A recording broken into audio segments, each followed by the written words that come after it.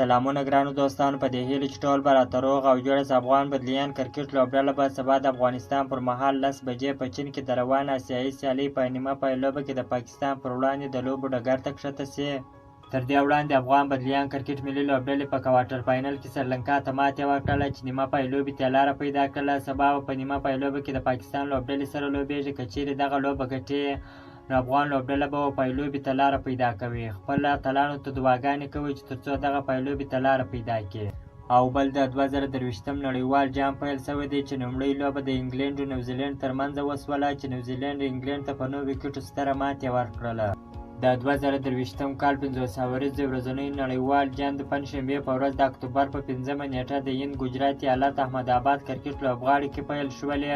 د کرکټ نړیوال جام لومړۍ لوبه د انګلند او نیوزیلند ترمنځ په احمدآباد نریندر لوبغالي کې ترسره شوله. ویل کېږي چې په دغه لوبغالي کې شاوخوا 1,10,000 نندارچیان ځایېږي. د افغانستان کرکټ ملي لوبډله به خپله لومړۍ لوبه د شنبې په ورځ د بنګلادیش پر وړاندې د درمشاله لوبغالي کې ترسره کړي او دغه لوبه به د سهار پر 10 بجې ترسره کیږي. که مو چیرې دغه ویډیو خوښ شوې ده په چینل کې نوی یاست نو حتما موږ چینل هم در سره سبسکرایب کړئ. که مو د فیسبوک پیج تر اوسه نه یې فالو کړی نو حتما موږ فیسبوک پیج هم در سره فالو کړئ.